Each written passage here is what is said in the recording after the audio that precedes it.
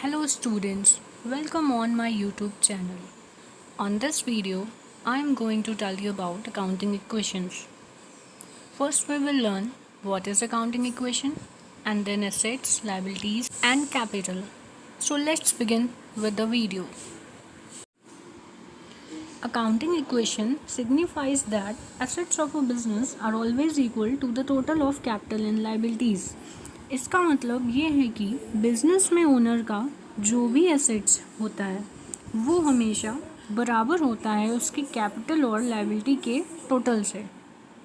It means asset का amount capital plus liability का amount आएगा वो होगा. अब इस बात को हम लोग इक्वेशन के फॉर्म में किस तरह लिख सकते हैं ये देखते. अब इसमें देखिए assets is equals to capital plus liabilities. यहाँ पर अब हमको ये समझना है कि अकाउंटिंग इक्वेशन को बनाने के लिए जो भी ये फॉर्मेट लगता है इसमें एसेट्स का क्या मतलब है, कैपिटल का क्या मतलब है, लायबिलिटीज़ का क्या मतलब होता है. तो एसेट्स का मतलब ये होता है बिजनेस में जो भी ओनर ने कैश लगाया है, बिल्डिंग यूज़ करी है, मशीनरी है, स्टॉक है, फर्नीचर है, व्हीकल है, जो भी व्यापार को बढ़ाने के लिए इन्वेस्टमेंट करा है ओनर ने, वो सभी हमारा एसेट्स कहलाता है. तो आपको एक तरफ पर सारे एसेट्स को नोट कर लेना है. फिर नेक्स्ट थिंग आती है हमारी कैपिटल. कैपिटल का क्या मतलब होता है? ओनर का फंड. ओनर का फंड मतलब on the first day of business owner जो भी इन्वेस्ट कर रहा है अपने बिजनेस में उसको अंडर ओनर्स फंड लिखा जाएगा.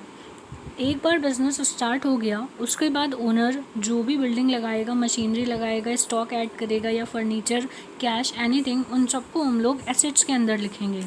बिकॉज अब बिज़नेस स्टार्ट हो चुका है. अब जो भी आएगा वो ओनर फर्स्ट डे पे नहीं लाया होगा, मतलब उसने बिज़नेस के ऑपरेशन में लगाया है वो एसेट्स में ऐड होगा. लेकिन जो फर्स्ट डे पर ओनर लेके आया है तब तक तो बिज़नेस का कोई भी ऑपरेशन नहीं हुआ था, स्टार्ट नहीं हुआ था, बिज़नेस न्यू स्टार्ट होने जा रहा था, तो उसको हम लोग ओनर्स फंड के अंदर में लिखते हैं. अब समझते हैं कि लायबिलिटीज़ किसे कहते हैं. ओनर की जो भी जिम्मेदारियां होती है बिज़नेस के प्रति उसको हम लोग अंडर लायबिलिटीज़ नोट करते हैं. अब हम लोग ये समझते हैं कि ओनर की क्या क्या जिम्मेदारियां होती हैं. ओनर किसी से भी सामान खरीदता है तो उसको टाइमली पेमेंट करना होता है, जिनको हम लोग क्रेडिटर्स बोलते हैं, ये अंडर लायबिलिटीज़ आते हैं. Accounts payable bills of exchange के कंसेप्ट में आते हैं, ये हम आपको सेपरेट वीडियो बना करके उसमें समझा देंगे बिल्स ऑफ एक्सचेंज के चैप्टर में. फिर इंटरेस्ट पेबल आता है, कहीं से भी ओनर ने लोन ले रखा है उसको टाइमली इंटरेस्ट पेमेंट करनी है तो ये भी अंदर लायबिलिटीज़ आता है. बैंक ओवरड्राफ्ट, बैंक से ज़्यादा पेमेंट ले रखी है, बैंक से पैसा उधार ले रखा है तो उसको टाइमली इंटरेस्ट पे करना है, ये आता है बैंक ओवरड्राफ्ट, तो ये भी लायबिलिटीज़ के अंदर आएगा. किसी भी प्रकार की पेमेंट्स जो बिज़नेस में ओनर को देना बाकी है तो ये सारे हमारी जिम्मेदारियाँ हो गई, इसलिए ये लायबिलिटीज़ के अंदर आती है. फिर किसी भी टाइप का लोन हो गया, शॉर्ट टर्म लोन हो गया, लॉन्ग टर्म लोन हो गया, इसकी पेमेंट हमको करना होता है टाइमली, ये भी हमारी जिम्मेदारी है, इसलिए ओनर की लायबिलिटीज़ के अंदर ये सब आएगा.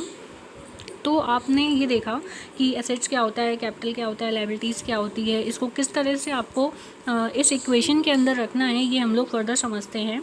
तो अब एसेट्स के अंदर जितने भी एसेट्स हो गए ये सब आपको लिख देना है, इक्वल टू का साइन लगा के. फिर कैपिटल के नीचे कैपिटल आ जाएगी और लायबिलिटीज़ के नीचे लायबिलिटीज़ आ जाएगी. इसको with the help of an example हम लोग समझते हैं. उससे पहले आप लोग इस पेज को एक बार अच्छे से गो थ्रू कर लीजिए, फिर हम लोग आगे बढ़ते हैं. So this is the example. A started business with 80,000 cash. He has machinery costing 60,000. He has creditors for 40,000 and outstanding rent for 20,000. So accounting equation with this information. अब हम लोग इससे अकाउंटिंग इक्वेशन प्रिपेयर करते हैं जिसके लिए हमको assets, liabilities और क्रेडिटर्स का पता होना बहुत अच्छे से ज़रूरी है.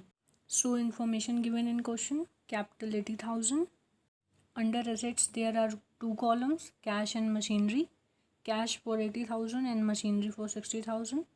Then in liabilities again there are two columns: creditors and rent. Creditors for 40,000 and outstanding rent for 20,000. Now we will solve the question.